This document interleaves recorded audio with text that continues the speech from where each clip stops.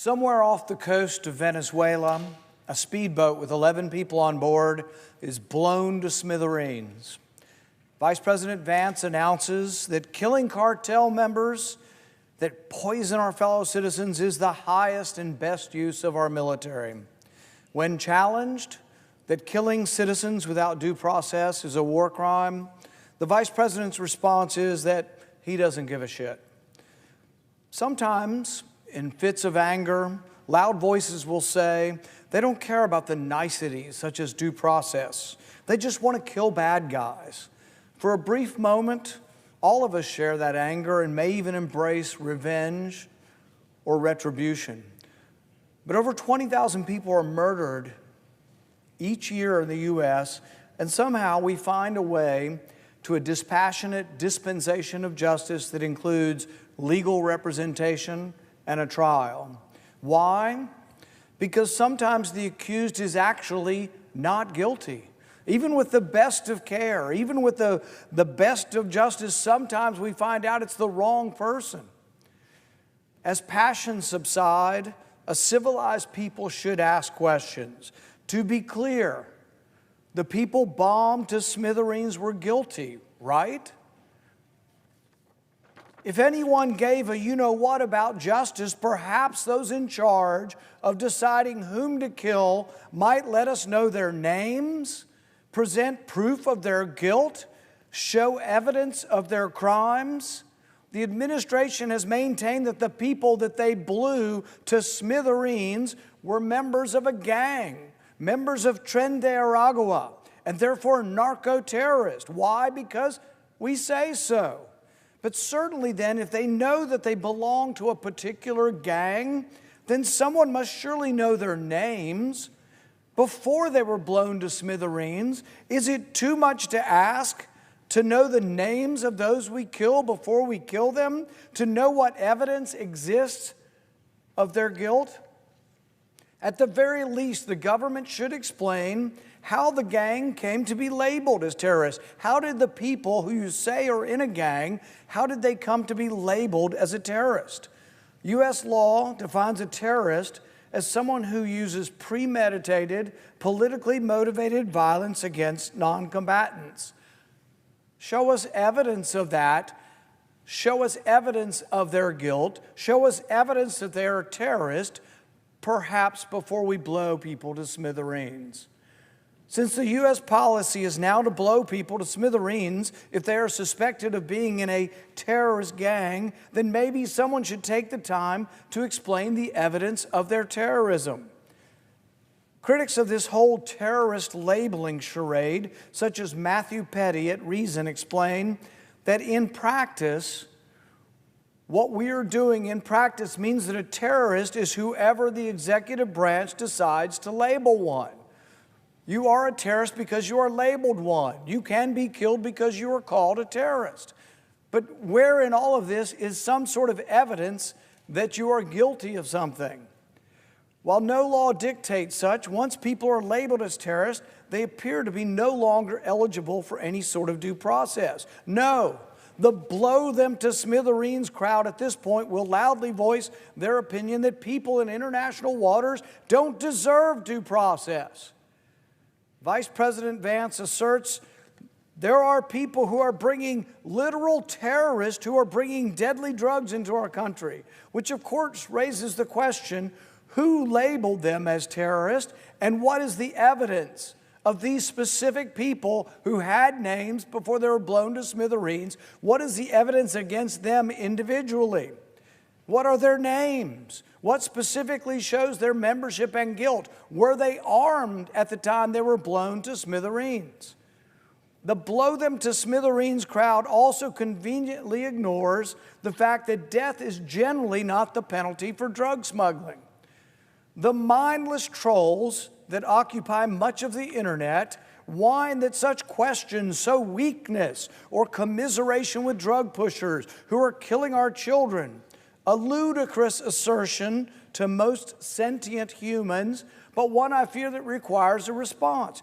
International law and norms have always granted due process to individuals on the high seas not actively involved in combat. U.S. maritime law explains in detail the level of force and the escalation of force allowed in the interdiction of drugs. You realize we interdict hundreds of ships off the shore of Miami, off the Pacific coast, and we don't always blow them to smithereens. Why? Because some of them don't actually have drugs on them. Hundreds of ships are stopped daily, yearly. The blow them to smithereens crowd might stop to ponder that a good percentage of these ships that we actually search turn out not to be drug smugglers. Coast Guard statistics show that 1 in 4 interdictions finds no drugs. So far the administration has admitted to blowing up 4 boats suspected of drug smuggling. So there's a 1 in 4 chance, statistically speaking, that one of these boats may not have had any drugs on it. We will never know because they were blown to smithereens. We may never know the names of the people because they were blown to smithereens. We may never know whether they had arms because they were blown to smithereens.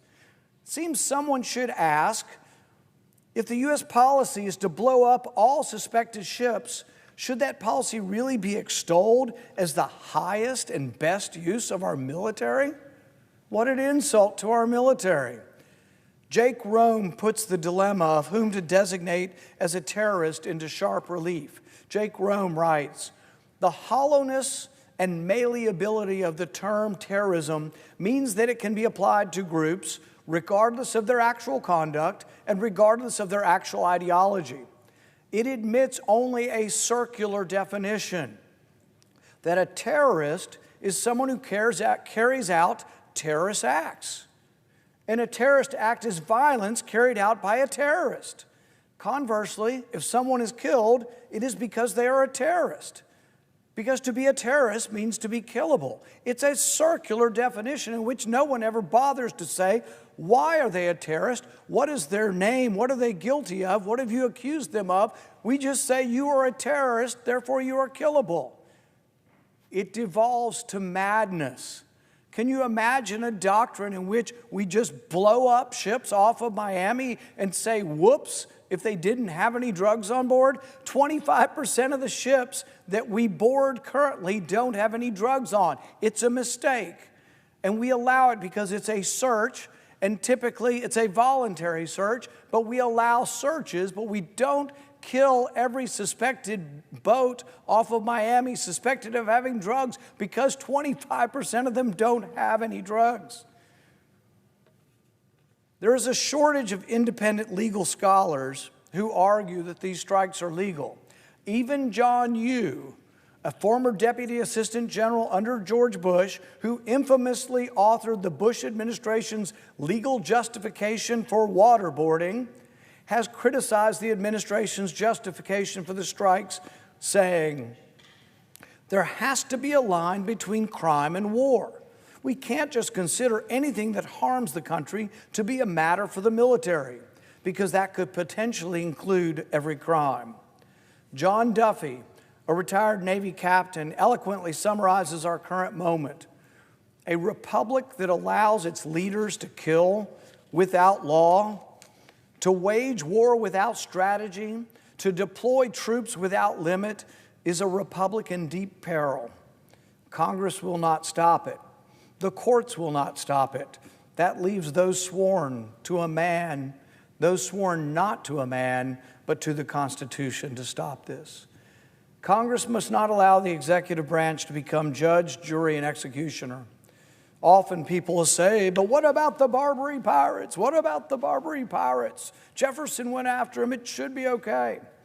But Jefferson understood that the framers' intention was that the president defer offensive war to Congress, to authorization.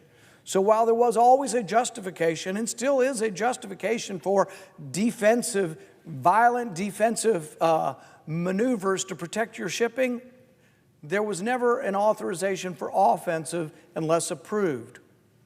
This is why President Jefferson, when faced with the belligerence of the Barbary pirates in 1801, recognized that he was authorized by the Constitution only with the authorization of Congress to go beyond the line of defense.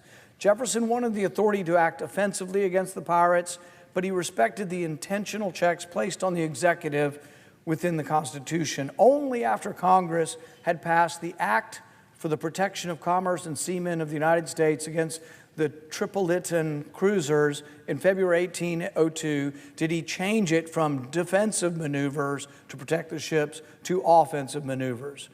Our history is prescient.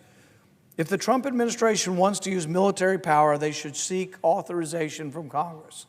There is a difference between war and peace. There is a difference in the rules of engagement. There has to be. Our police don't shoot people on sight. We have a process. Even off of the coast, we have a process. We have long-standing maritime law that we obey as well as every other civilized nation in the world obeys. We board ships after announcing who we are and that we are going to board the ship. There is an escalation if there are weapons fired, if there is a reason where the Coast Guard can escalate. But we don't just blow ships to smithereens.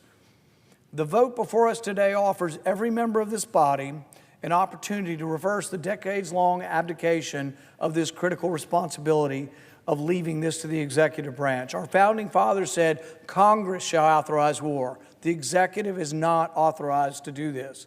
I encourage my colleagues to support this resolution. Thank you.